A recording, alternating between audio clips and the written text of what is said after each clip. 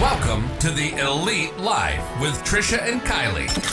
This is where we'll teach you how to develop grit, give yourself grace, and succeed in real estate. So let's dive in.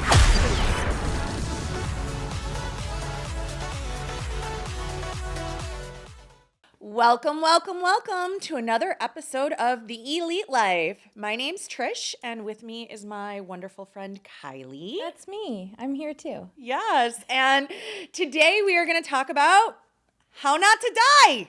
Yeah, we're going to bring some awareness to the dangers of the real estate industry because a lot of people don't think about the positions that we put ourselves in when we're showing houses and meeting strangers off the internet, which, as you've said before, is usually a no. Right. You grew up your whole life with your parents saying, don't talk to strangers. And that's exactly what we seek to do every day. Yeah, we literally ask strangers to call us and meet us at vacant houses. Yeah, it's pretty awful. And not only the strangers, but I was doing STARS training yesterday and I was talking about even the houses themselves. Like there was a house I went to go check on for a bank and I walked in and I was on an ice rink. A pipe had busted. There was nothing but ice. I immediately took a stop, slid forward, was inches away from slamming my whole face onto the corner of a counter, and I would have just been sitting dead in an empty house on top of an ice rink from a busted pipe. Oh, I'm so glad you're not dead.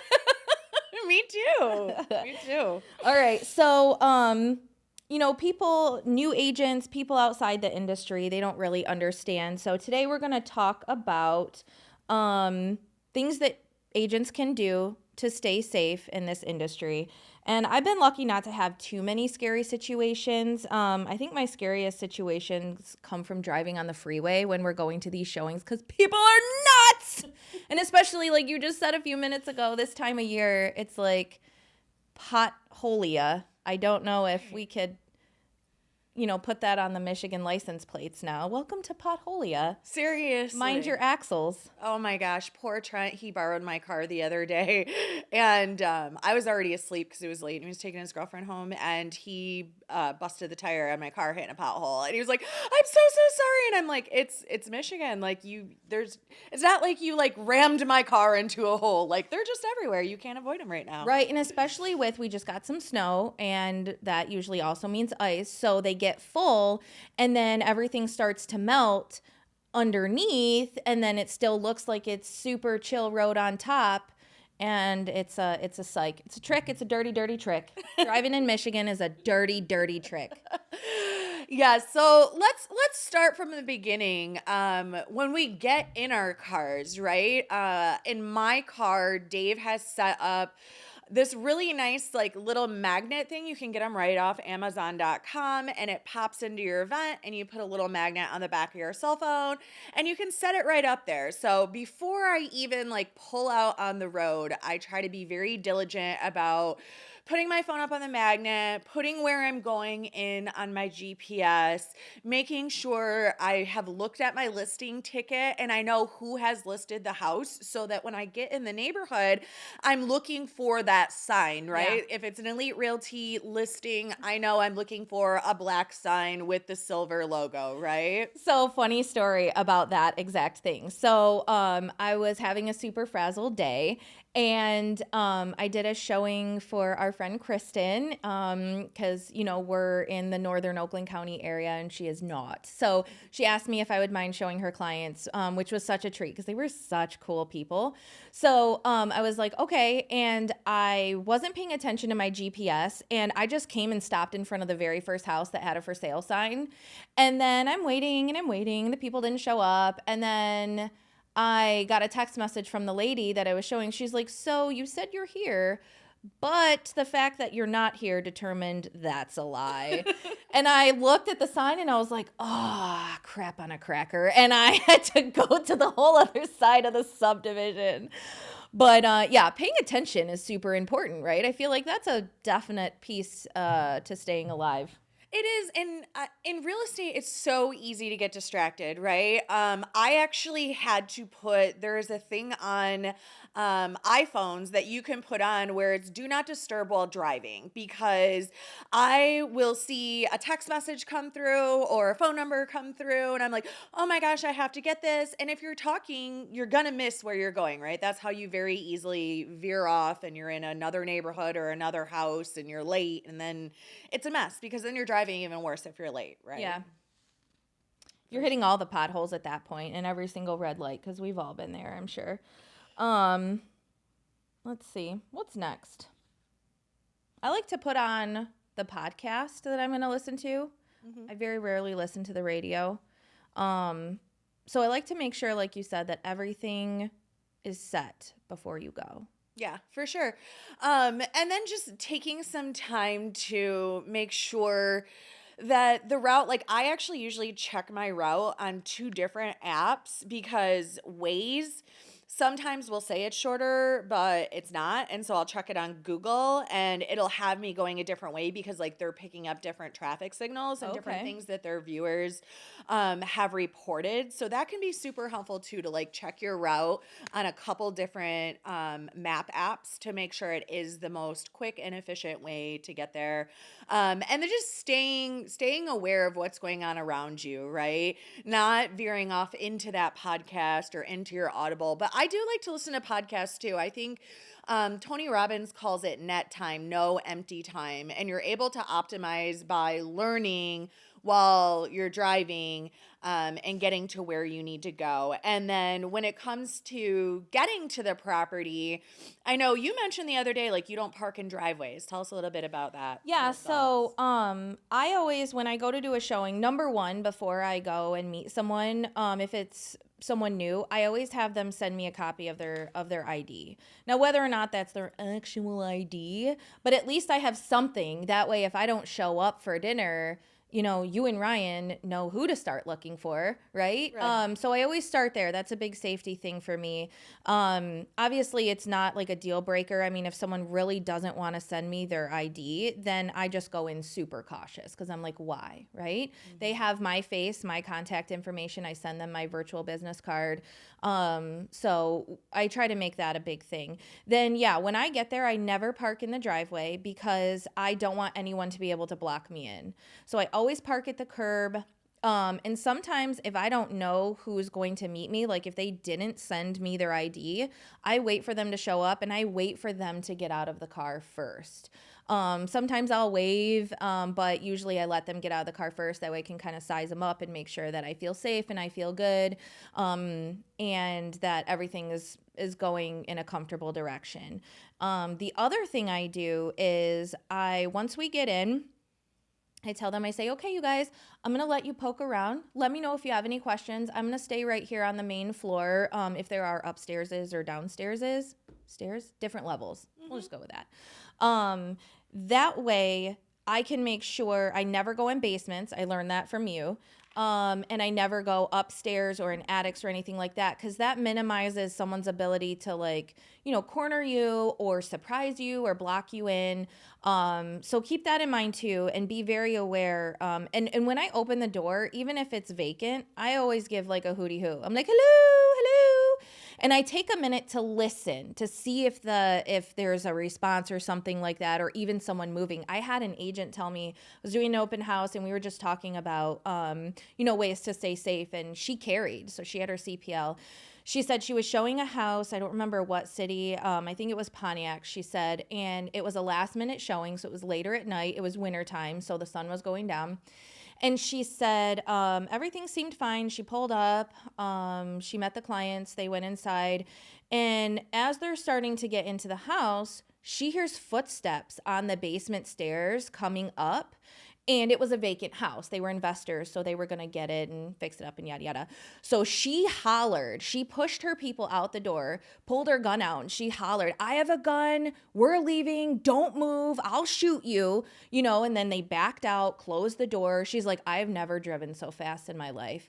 And then she called the listing agent to say, hey, you have a squatter. And she said what was funny was as she was outside getting to her car and getting her in her car, she noticed things that she didn't check out before. So here's some tips on before you get in the house. If you're showing a house that's been vacant or something like that, I don't care if it's in Pontiac or West Bloomfield, you are kind of looking around the side. Is the side door busted in? Are there any windows busted in? Are there tracks in the driveway? That's the one beautiful thing about snow is you can see if people have been there, which could be other showings for sure, but still something to make you more aware.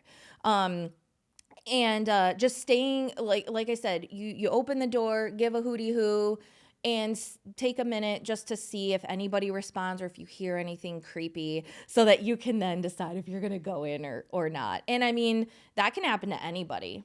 Yeah, and it doesn't even necessarily have to be people because, like you said, in Michigan, it gets so cold, and you need to be aware inside homes, but also like inside garages. Andy had a listing in Plymouth, and there was a squatter in the garage.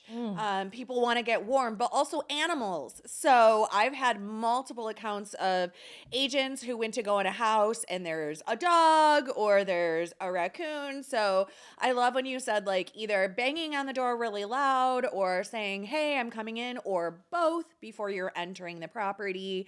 Like you said, taking those looks around. Are there any windows open?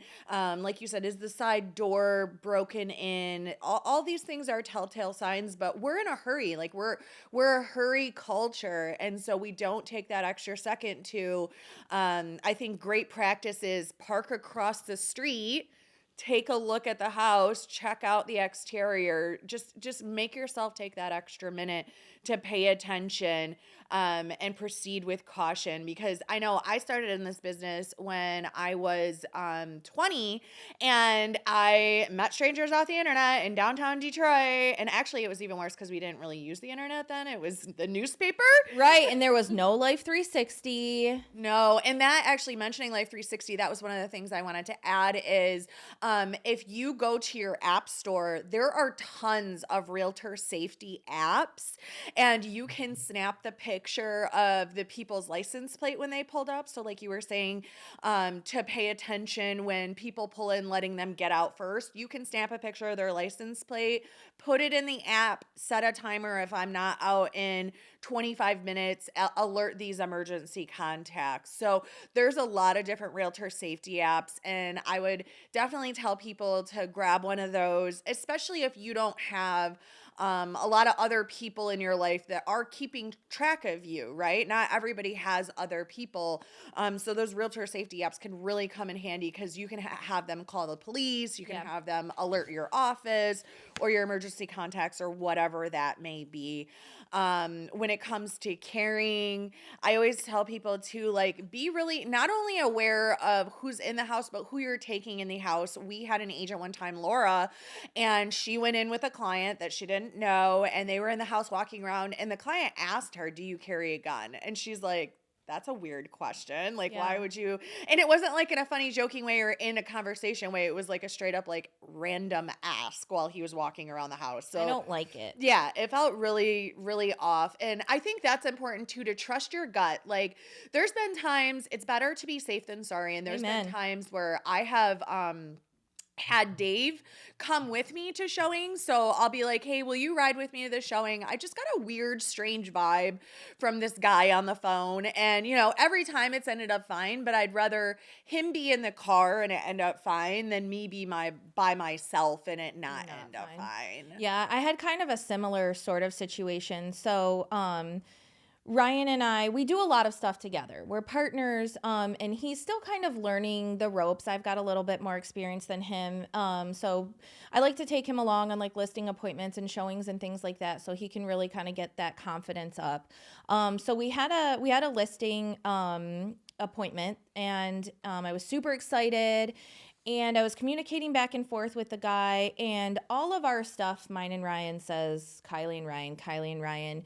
And I do my best to make sure that if Ryan is going to come with me, I let people know so that nobody is surprised, because I try to put myself in the, in the client's shoes too. You know, if you're like a little old lady, the last thing you want is like 2 people showing up when you were expecting 1.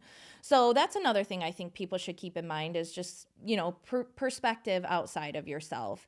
So the listing appointment was an hour away. We're driving there. I'm texting with him, just letting him know we're on the way, yada, yada. And then I texted, so he wrote and said, hey, pull into the driveway and use the side door, which I never do. Like I just said, I always pull out front.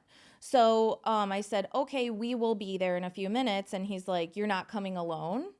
And I said, no, I have my husband, Ryan, with me. He's my partner. We do everything together. He goes, oh, you should have mentioned that, and I said, I'm sorry if if I didn't. I usually, say we and us and things like that. And Ryan, we're married, so he's like my arm, right?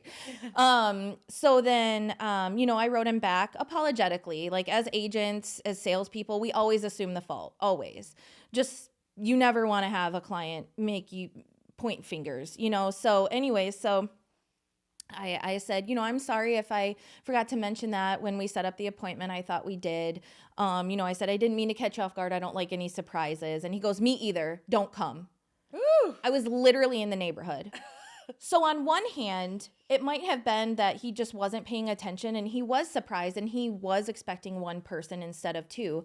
On the other hand, he found out that it wasn't just little old me and my 6'3", over 200-pound husband was coming too, and that ruined his plans, right? So, make sure that if you do have someone coming with you, you let the client know. But I'm the same as you. Like if I'm meeting someone new, and especially if it's a man and I'm a chick and I'm just going into their house for a listing appointment, it's different if they're coming to the office, right?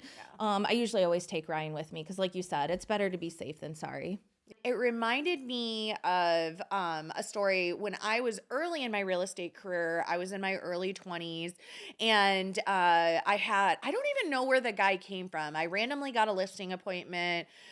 It was a condo, and something about the call, again, like we have these intuitions and we have to listen to them because normally I would go on listing appointments by myself, but something about this call just felt weird. And I had asked Andy to go with me. And so we pull up to the condo complex, and it was such a strange thing because we could see that this unit had its windows tinted. So you could not see in the unit from the outside of the building. Who tints their house windows? Right, in a condo. And like, it's surprising that the condo, like looking back, like I know so much more now, right? This was in the beginning of my real estate career. Like the HOA is not going to allow that. Right, the HOA would not allow that, right? But you're talking about, I started in 2003, so this was probably around 2005. So they might not have been as strict back then.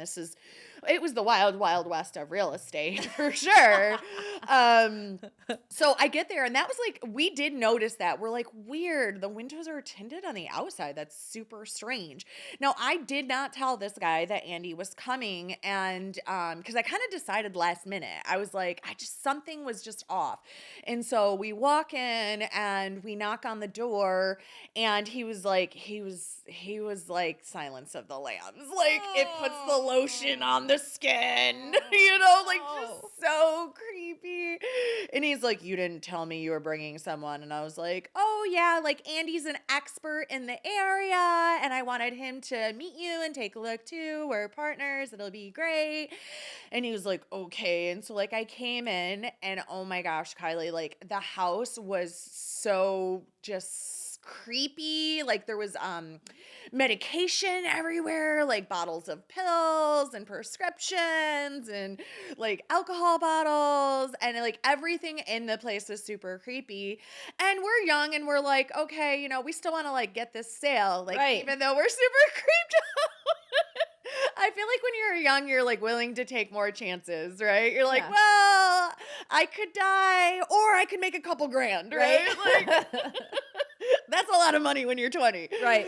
So like we went through the spiel and he was just, there was like one room this was before technology was big, and he had one room with like cameras all around. I'm pretty positive he was definitely going to kill me and torture me in that condo. And needless to say, like we weren't there long. Like we went through the paperwork. He was like, oh, I gotta think about it. We left, never heard from him again, ever at all. Like I hope, he didn't kill anybody else. I mean, Oh my in goodness. hindsight, should have well, I mean, and you can't even like let the authorities know. What are you gonna say? Like, oh, I went to a listing appointment. This dude was super creepy. Yeah. Like, there's nothing really. You I'm can pretty do. sure Buffalo Bill is living in the end unit over here.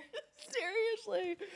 Anonymous tips. Oh my gosh. So yeah, so super creepy. And I also like, again, paying attention to the people you're interacting. I've had two listing appointments where I showed up and both of them were divorce situations. And one, Mr. was super angry and left in a rage. And the other one, Mr. was super drunk and was like, hey, you want some of this tequila? How about some Bud Light? And so being aware of that too, like I felt very uncomfortable. I was like super hyper aware of everything going on because when somebody's been drinking or you notice somebody is off, like you have to be extra on the ball because anything could happen at any time, right? Like if they're not in their right mind, you know, at that point when I realized like the one that was like actively drinking at the table while I'm trying to give my listing presentation, I'm like, okay, we're going to wrap this up real quick before all of that kicks in, you know? So. Well, and that made me think of something else too, which we didn't put on the list, which should totally be on the list is a lot of times you go to listing appointments and people are super duper friendly and hospitable and they offer you drinks. So if they do offer you something to drink or something to eat, either politely decline or make sure that it's a bottle of water. Do you have bottled water? No? Okay, well, I'm fine, thank you. You know, I always bring my own water because during a listing appointment, you're talking a lot, you're having a lot of conversation, your mouth might be dry. So, so I always bring my own shaker bottle full of water or juice or Trisha juice or whatever I'm drinking that day and I stay alive. And that was one thing I just thought of just now is don't take food and drink from people that's already been opened or touched or something. I'm glad you brought that up because I thought of it while you were talking and then I forgot about it again. And then you started saying it and I'm like, oh my gosh, she's in my head. We spend so much time together. Yes, because it's so true, right? Like we see it on TV all the time and they get those ideas out of real life, right? Like someone can drop something in your cup of water or your cup of coffee or your cup of tea. And I'm the same as you. I always have 2 shaker bottles in my bag and I'm like, nope, I'm good. I got my water right here. Or I'll immediately take it out and put it on the table so they see like, I'm solid, no problem. Yeah. Super important. And I think like other than that, I don't know if you kind of mentioned Life 360, but I really want to kind of reiterate that because when I was first approached about putting Life 360 on my phone, I'm like, why would people need to like know where I am? Like my kid and my husband don't need to know where I am and be tracking my every moment. And it has came in such handy so many times. From just like when we were in Las Vegas for a conference and Trent got lost in Detroit at a hockey game and we were able to navigate him home by looking at Life 360, or I have gotten super crazy lost and for whatever odd reason my GPS won't work, but Dave can pick me up on Life 360 and help me get where I need to get. So I love the app Life 360 and I feel like everybody should have their family on it, especially like if you have teenage drivers, you can see how fast they're driving.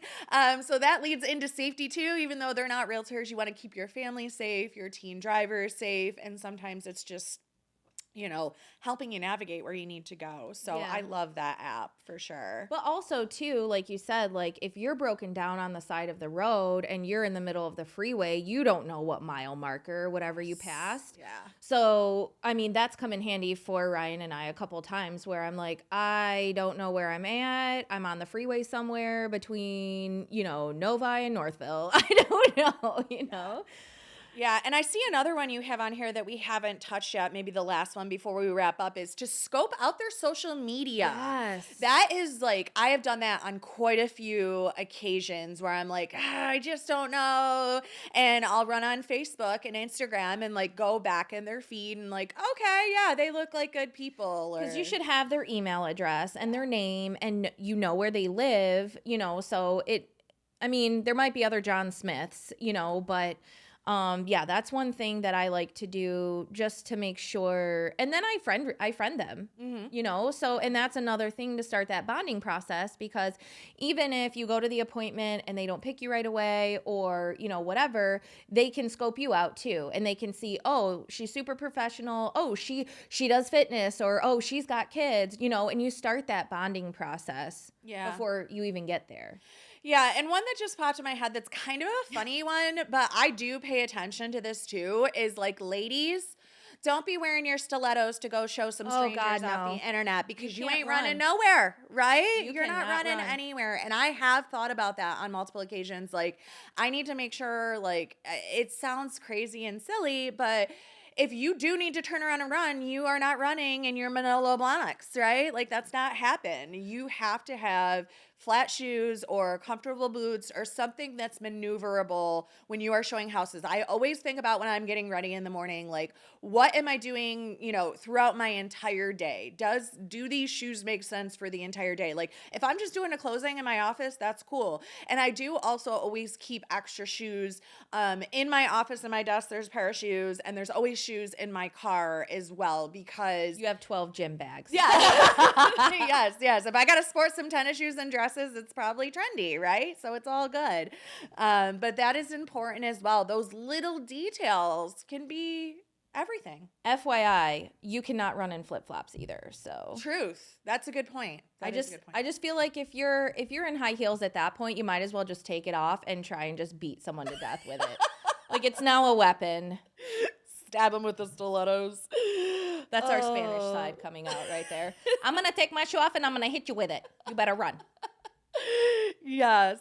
And one that just popped in my head too, this is definitely for real, the last one. I did have an agent, Tanya. She used to always look every client up on Otis online, OTIS. That's a great idea. Yeah, so you can look people up on Otis, because she told me about it because she had a client or quote unquote client, a scammer, call and say they wanted to see $1 million home. And when she looked them up on Otis, they were like bank fraud, theft, like all of this like fraud and theft and like jewelry heist, like just crazy stuff. And she was like, well, I guess I won't be showing them the $1 million house so they can rob it, you know? Right. Yeah, by the way, Otis stands for Offender Tracking Information System. Thank you. We're not going to talk about how I know that. Speaking of, okay, so I took my lovely niece, Macy, with me on a showing last night. And I know you said this was the last one, so Trish is done. She's going to shut up now. It's my turn. Safety tips. So when you're showing a house, you come in the house, you take the key out of the lockbox and you hold on to it and you close the door behind you and you lock the door so that, number one, no one can sneak up on you. And number two, no pushy realtors can come behind you and try and infringe on your showing time. The other thing that I do is, because last night, super hot house, so cute. So there were people literally lined up behind us. There were only 15-minute window showings. And so the people behind us were there when we were coming out, and my client was like, oh, the other people are here, so you can just leave it open. And I'm like, nope. I don't care if it's a regular combo box, if it's a Sentry lock, I always put the key back and lock it up, because if they are an agent, they have the code. And if they're not, you just let a stranger into the house and now you're responsible for whatever happens after that. Yep, 100%. And I have actually had as well where I was walking in to a house. It was a vacant house I was going to list. And all of a sudden, a random guy off the street was like, oh, are you a realtor? Can you show me this house? And it's like, okay, you know, I could be missing out on an opportunity to show a client, or I could be smart and not get killed by some random sketchy dude that's walking down the road and could be mentally unstable and wants to drag me in this house and kill me, right? So a good excuse is like, you know what? Yes, I am a realtor. I would love to show it to you. I'm on my way to my next showing, but let me write down your name and number and I'll call back and set it up. And that way you have time to do your due diligence and you're not showing a random sketchy person that walks up at the house, because that happens often too. It happens all the time. Yeah, realtors trying to hand off keys. keys or people saying, hey, will you take me in the house? And you never know who those people are. Even if someone walks up and they're in a suit, they could be acting like a realtor. That's what I told Macy yesterday. I was like, just so you know, and my sister's going to kill me if she doesn't go to college and she goes into real estate. But I was like, never, ever, ever hand the keys off to anybody, because there are people who literally will do that because that's their bread and butter and they have no moral compass. Yeah, there was a big ring that was going around, a scam ring or a theft ring, whatever you want to call it. But I remember it was about 12-ish years ago, and Real Comp kept posting that there was these people that were going to open houses and stealing from the open houses. Oh, no. So I think we should definitely make note of that too. Like, hey, if you're doing an open house, be aware, be prepared, and have a partner or two, right? Like, you can have another agent there that serves multi-purposes to both be your backup and be safe, but also if a buyer comes through and they don't want to buy this house, that agent can take the buyer to go show them other houses. And then you can also have a mortgage rep there to pre-approve people who aren't pre-approved yet and start that conversation in case you're busy. Sitting by yourself in a vacant house that's been posted all over the internet that we're having an open house can be dangerous. So be aware, be prepared. Let your clients know, hey, we're doing an open house. Put your expensive stuff away. Yeah. Right? Like, don't leave your tablet out and your kid's Switch and your whatever, your jewelry in the safe. Yeah. For sure. Because, they're going to get mad at you, the agent, if all of a sudden their wedding ring's missing, even though they shouldn't have left it sitting on their bathroom counter, right? Yeah, why is your wedding ring off, Sharon? Maybe she CrossFits and she takes it off, because I do. I take mine off every once in a while. Yeah. Well, I'm pretty sure it's embedded. If you get a heavy deadlift with 3 rings on, it's tearing the hands up. So CrossFit. Every episode ends in CrossFit. One day Grand Trunk is going to sponsor us. You just wait. Yep, absolutely. Oh, well, I think that is our time for today, folks. This has been fun, and I feel like we gave a ton of good value here. Lots of good nuggets. So if you were driving and you didn't get to write this down, take a re-listen and write some of this stuff down.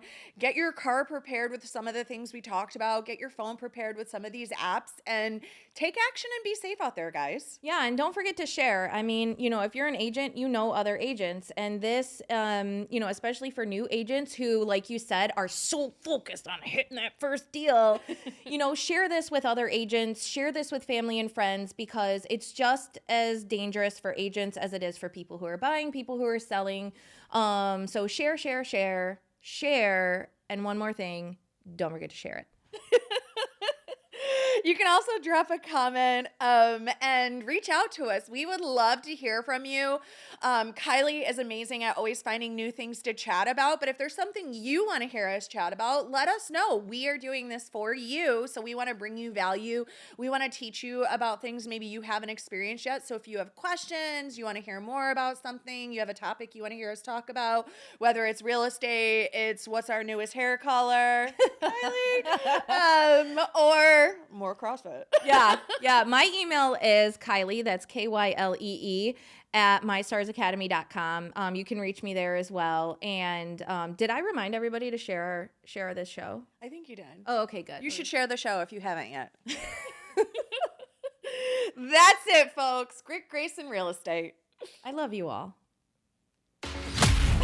We thank you so much for joining us today on the Elite Live with Trish and Kylee. Be sure to share the episode with a friend so we can continue bringing you more great tips on grit, grace, and real estate. You can also connect with us on Instagram, Facebook. We hope the ideas we share continue to help you build an empire and leave a legacy.